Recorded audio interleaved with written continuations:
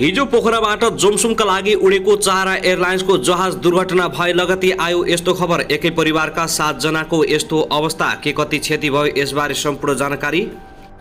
काठमाडौँका नवनिर्वाचित बालेन शाह र उपमेयर सुनिता ढुङ्गाले शपथ लिँदै 11 बजे पदभार सम्हाल्ने बालेन शाहले गरे 2 दिनमै यति ठुलो चमत्कार। पानीको फोका बन्ने कि खरारीको झिलको भन्दै बालेन शाहले गरे यस्तो घोषणा। टिप्पर दुर्घटना हुँदा 4 जनाको मृत्यु। टिप्पर दुर्घटनामा ज्यान गुमाउने 4 जनाको पहिचान खुल्यो। कसरी भएको थियो टिप्पर दुर्घटना यसबारे पनि पुरै जानकारी। हराइरहेको जहाजको खोजी भइरहेको तारा एयरको भराई। के कति क्षति भयो यसबारे सम्पूर्ण जानकारी आजकै समाचारमा। रक्सीमा बढ्यो कर। बियरमा लिटरमै 30 रुपियाँ अन्तशुल्क वृद्धि। महँगा विद्युतीय गाडी आयातमा 30 देखि 60% अन्तशुल्क। घर जग्गा कारोबारमा लाग्ने पुँजीगत लाभ कर बढ्यो। घट्यो दूरसञ्चार सेवा शुल्कको दर। इन्टरनेट र मोबाइल सेवा सस्तिने। दुर्घटनाग्रस्त भएको तारा एयरको जहाजमा अमेरिकाबाट फर्किएका 2 छोरी सँगै थिए। श्रेष्ठका 4 जहान। प्रचण्डलाई माधव कुमार नेपालको सुझाव। प्रधानमन्त्री बन्न गरेको प्रस्तावबारे भ्रममा नपर्नुहोला। अन्ततः हराइरहेको विमान खोजी कार्यमा नेपाली सेनाले पायो सफलता। हराइरहेको तारा एयरको जहाजमा एकै परिवारका 7 जना सहित अर्को परिवारका 6 जना भएको खुलासा। पाइलट सहित 22 जनाको यस्तो अवस्था। गणतन्त्रात्मक शासन व्यवस्थालाई समृद्धको बहसमा केन्द्रित गरौं। एमाले अध्यक्ष केपी शर्मा ओली। स्थानीय तह निर्वाचनमा एमाले पपुलर मत आए पनि पालिकामा खुम्चियो। देशका 6 वटा महानगरबाट प्रमुखमा खुम्चियो नेकपा एमाले। निर्वाचन पछाडि बढेको ग्यासको मूल्य फेरि बढ्यो। कति पुग्यो ग्यासको मूल्य? निर्वाचन पछाडि 200 रुपियाँले बढेको ग्यासको मूल्य फेरि यति धेरै रुपियाँले बढ्यो। पेट्रोलको मूल्य घट्दै। कति घट्नेछ नेपालमा पेट्रोलको मूल्य यसबारे सम्पूर्ण जानकारी। काठमाडौँमा नेकपा एमाले गुमायो 5 पालिका र 16 वटा ओडा। 2 ओडा जित्दा एकीकृत समाजवादीलाई तेस्रो ठुलो जनमत। जनविरोधी शक्तिहरूका अनुचित अवरोधले लोकतान्त्रिक गणतन्त्रबाट जनताले उचित अनुभूति नपाएको ओलीको आरोप। दुर्घटना पुष्टि नहुँदै प्रचण्डकी छोरी गङ्गा दाहाल र धरानका मेयर लगायतले दिए हार्दिक श्रद्धाञ्जली। घटना पुष्टि हुन नपाउँदै श्रद्धाञ्जली दिन हतारो। गङ्गाल दाहालदेखि हर्क साङपाङसम्म सबै नेपालीलाई चासोको विषय भएको नायक तथा अभिनेता पल शाह छुट्ने बारे आयो ठुलो खबर। आज अदालतले दिने भयो यस्तो आदेश। के पल शाह आजै छुट्छन् त? यसबारे सम्पूर्ण जानकारी। धरौटीमा छुट्ने कुरा चल्दै। हत्याको आरोपमा 3 जना पक्राउ। दण्डकालीन आयोगका लागि 1 अर्ब 40 करोड रुपियाँ छुट्याइयो। मेलम्ची खानेपानी विकास र ग्रामीण खानेपानीको समिति खारेज। स्नातक र स्नातकोत्तरका विद्यार्थीले 90 दिन स्वयंसेवा गर्नुपर्ने। शिक्षक मन्त्रालयका लागि 70 अर्ब 5 करोड विनियोजन। अब हेर्नुहोस् पुरा समाचार।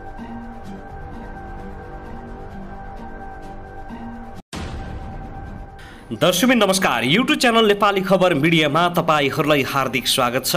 यदि हाम्रो च्यानललाई अहिलेसम्म सब्स्क्राइब गर्नुभएको छैन भने सब्स्क्राइब गरी नजिक रहेको बेल आइकनलाई दबाई हामीसँग जोडिनुहोला। दर्शकबिन सदा झै आज पनि हामी तपाईहरुमाझ देशभरका विभिन्न खबरका साथ उपस्थित भइसकेका छौं। यो भिडियोलाई अन्तिमसम्म हेरी हामीले साथ दिनुहोला। दर्शकबिन हाम्रो मेहनतको लागि एउटा सानो लाइक गर्न भनी नभुल्नुहोला। कहाँदेखि हेर्दै हुनुहुन्छ के भन्न चाहनुहुन्छ तपाईको मनमा लागेका प्रतिक्रिया अवश्य पनि कमेन्ट गर्न नभुल्नुहोला। दर्शक महानुभावहरु हाम्रा अपडेटहरु तपाईहरुलाई के कस्तो लागिरहेका छन् तल कमेन्ट बक्समा अवश्य पनि कमेन्ट गर्नुहोला। सदाझै आज पनि देशका मुख्य खबरका साथ उपस्थित भएका छौं। भर्खरै मात्रै प्राप्त समाचार अनुसार नवनिर्वाचित बालेन शाह र सुनिता ढुङ्गालले आज शपथ ग्रहण गर्ने भएका छन्। पदभार गर्दैछन्। त्यसैगरी यसबारे पनि जानकारी दिनेछौं भने कक्षा 12 को परीक्षा आजदेखि सुरु भएको छ भने 4,10,000 परीक्षार्थीहरू सहभागी हुने भएका छन्। के कसरी परीक्षा सञ्चालन हुँदैछ यसबारे पनि सम्पूर्ण जानकारी दिनेछौं। तारा एयरको जहाजमा एकै परिवारका 7 जना परेका छन्। साथै तारा एयरको जहाजमा अमेरिकाबाट फर्किएका 2 छोरी सँगै 4 जनाको अर्को जहान पनि परेको छ। यसबारे पनि हामी सम्पूर्ण जानकारी दिनेछौं। के कति क्षति भयो? सेनाले अन्ततः सफलता हात पारेको छ। प्रचण्डले माधव कुमार नेपालले सुझाव दिएका छन्। प्रधानमन्त्री बन्न गरेको प्रस्तावबारे भ्रममा नपर्न आग्रह गरेका छन् भने दुर्घटना हुनु अघि पाइलटले बोलेको त्यो अन्तिम बोलीबारे पनि जानकारी दिनेछौं। अब हेर्नुहोस् पुरा समाचार। दर्शकबिन आउनुहोस् आजको पहिलो खबरतर्फ लागौँ। काठमाडौँ महानगरपालिकाका नवनिर्वाचित मेयर बालन शाहले आज पद तथा गोपनीयताको शपथ लिएर पदभार सम्हाल्ने भएका छन्। वैशाख 30मा भएको स्थानीय चुनावबाट स्वतन्त्र उम्मेद्वार शाह मेयरमा निर्वाचित भएका थिए। बालन शाह 61,767 मत ल्याएर मेयरमा निर्वाचित भएका हुन्। उनको निकटतम प्रतिद्वन्दी सत्ता गठबन्धनबाट मेयरकी उम्मेद्वार नेपाली काङ्ग्रेसकी सृजना सिंहले 38,341 मत ल्याएकी थिइन्। नेकपा एमालेबाट मेयर उम्मेद्वार केशव स्थापितले 38,117 मत ल्याएका थिए। मेयर निर्वाचित भएका शाहलाई आज पद तथा गोपनीयताको शपथ गराउने कार्यक्रम तय भएको छ।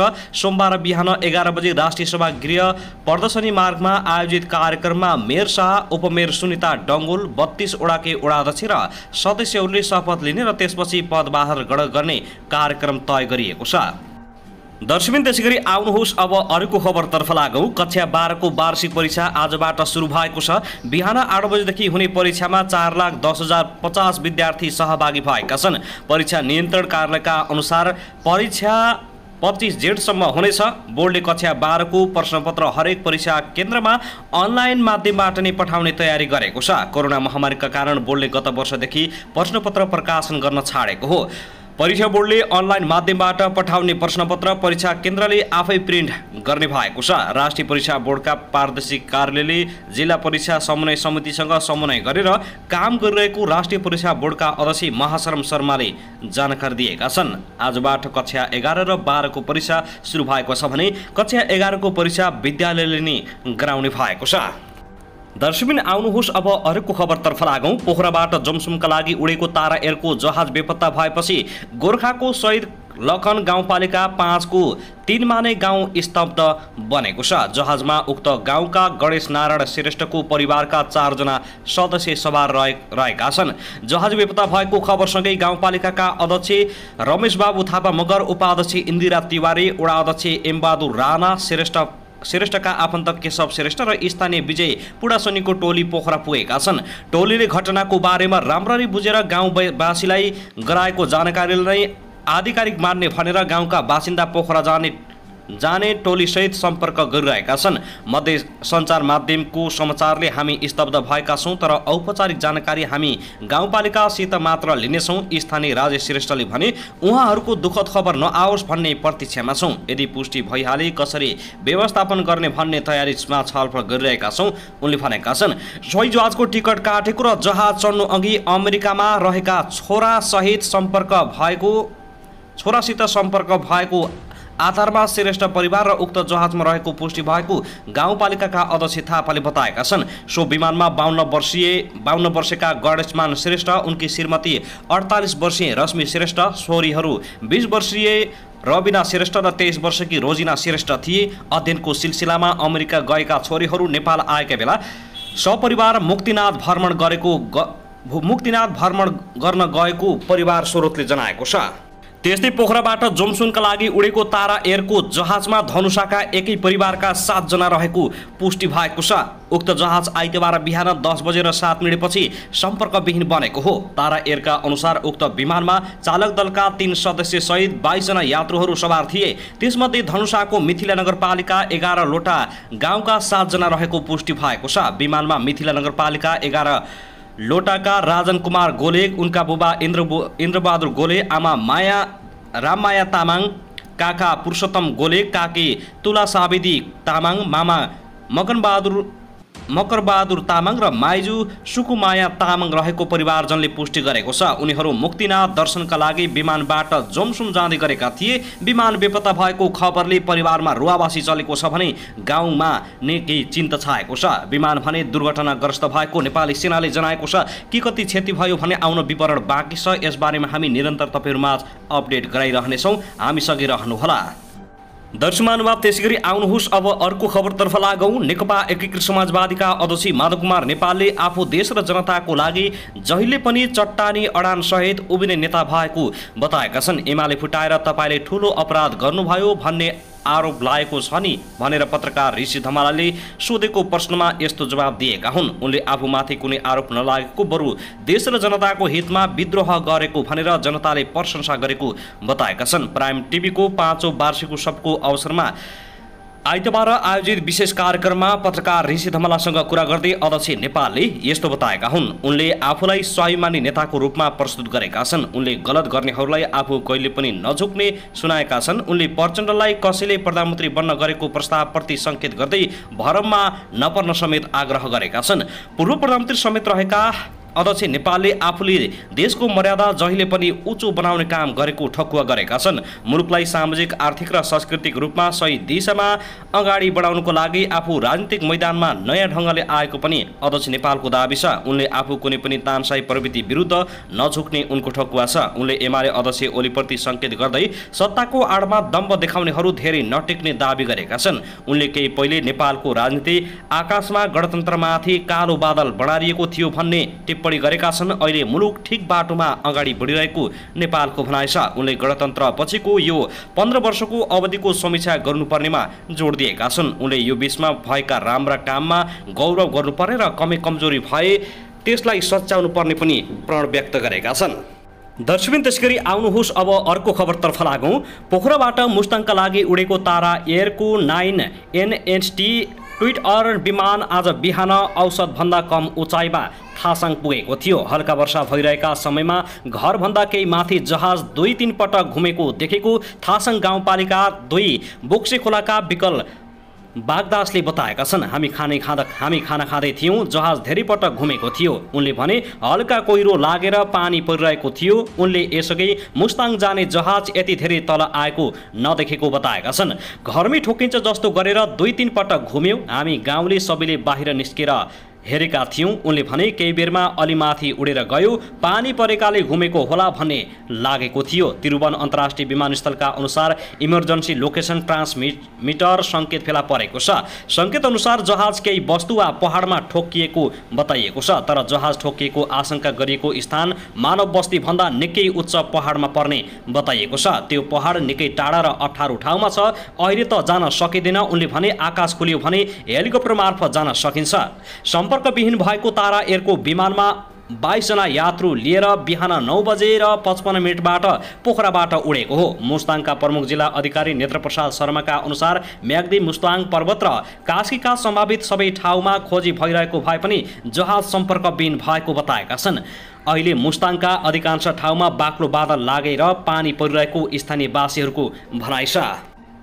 आइतबार बिहानदेखि सम्पर्कविहीन भएको तारा एयरको अल्फा एको ट्याङ्गो कल साइन भएको विमानका पाइलटको मोबाइलको नेटवर्क चलिरहेको पाइएको छ। जिल्ला प्रशासन कार्यालय मुस्ताङको विमानका पाइलटको मोबाइलमा टेलिकमको नेटवर्कले काम गरिरहेको पाइएको जनाएको छ। त्यही अनुसार लोकेसन ट्रेसिङको काम भइरहेको प्रशासकीय अधिकृत देवेन्द्र राज पाण्डेले जानकारी दिएका छन्। उनले भने हामीले खोजी कार्यलाई तीव्रता दिइरहेका छौँ। स्थल र हवाई मार्गबाटै खोजी गरिरहेका छौँ। पाइलटको मोबाइलमा टेलिकमको नेटवर्कले काम गरिरहेको पाइएको छ। हामीले त्यही अनुसार लोकेसन ट्रेसिङ गरिरहेका छौँ।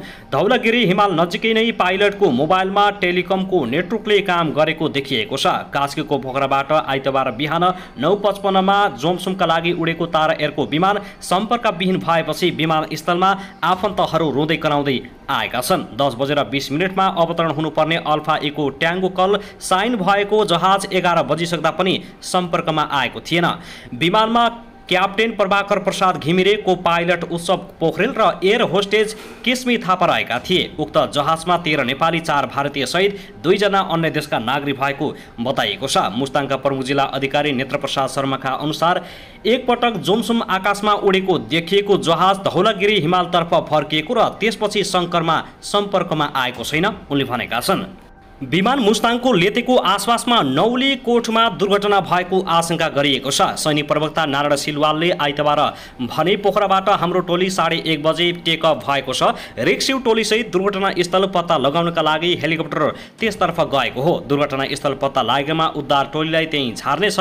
दुर्घटनास्थलको पुष्टि भएको छैन। नेपाली सेना पैदल मार्गबाट पनि सम्भावित दुर्घटनास्थल गएको तर दुर्घटनास्थल नभेटेको प्रवक्ता सिलवालले बताएका छन्। घटना भएको खबर आउने बित्तिकै मुस्ताङको घाँसबाट 62 जना सैनिकको फौज पैदल गएको छ। त्यसले पनि पत्ता लगाउन सकेको छैन। सम्भावित 2-3 ठाउँको पत्ता लगाउन भनेको थियो तर सकिएन, खोजी कार्य जारी रहेको छ। सैनिक प्रवक्ता सिलवालका अनुसार मुक्ताङको मौसममा केही सुधार भएपछि काठमाडौँबाट उद्धारका लागि उडेर पोखरामा रोकिएको हेलिकप्टर पनि सम्भावित दुर्घटनातर्फ गएको छ। काठमाडौँबाट गएको MI-17 हेलिकप्टरमा गएको टोली पोखरामा बसेको थियो। मौसम सुधार भएर पोखराबाट टेक अफ भएको 20 मिनेट भएको छ उनले भनेका छन्। दर्शकबिन त्यसैगरी आउनुहोस् अब अर्को खबरतर्फ लागौँ। गृहमन्त्री बालकृष्ण खाँडले कास्कीको पोखराबाट जुमसुमका लागि उडेको तारा एयरको अल्फा इको ट्यागो कल साइन भएको जहाज खोजी कार्यमा तीव्रता दिन सुरक्षा निकाय र सम्बन्धित जिल्ला प्रशासन प्रमुखहरूलाई निर्देशन दिएका छन्। गृहमन्त्री बालकृष्ण खाँडले कास्कीका प्रमुख जिल्ला अधिकारी जयनारायण आचार्य, गण्डकी प्रदेशका प्रहरी प्रमुख DIGP दिनेश लोहनी र मुस्ताङका प्रमुख जिल्ला अधिकारी नेत्रप्रकाश शर्मालाई टेलिफोन गरी यथाशक्य खोजी कार्यलाई तीव्रता दिन निर्देशन दिएको उनको सचिवालयले जानकारी दिएको छ। कास्कीका प्रमुख जिल्ला अधिकारी आचार्यका अनुसार पोखराबाट 9:55 जुमसुमका लागि उडेको विमान मुस्ताङको लेतेसम्म सम्पर्कमा रहेको र त्यसपछि सम्पर्कविहीन बनेको बताएका छन्। लेतेबाट धौलागिरी हिमालतर्फ मोडिएको देखिएको र त्यसपछि सम्पर्क हुन नसकेको प्राधिकहरूले जानकारी दिएका छन्। मुस्ताङका प्रमुख जिल्ला अधिकारी शर्माले गृहमन्त्री खाँडको निर्देशनपछि धौलागिरी आसपास 5 जिल्लाका सुरक्षा अधिकारीहरूलाई अलर्टमा रहन निर्देशन दिएको छ। जहाजको खोजीका लागि फिस्टेल एयरको हेलिकप्टर मुस्ताङबाट उडिसकेको जानकारी आएको छ। काठमाडौँबाट नेपाली सेनाको हेलिकप्टर पनि उडाउने तयारी भइरहेको कास्कीका पर्जियो आचार्यले जानकारी दिएका छन्। सम्पर्कविहीन जहाजमा 16 नेपाली र 6 विदेशी रहेको पोखरा विमानस्थलले जानकारी दिएको हो।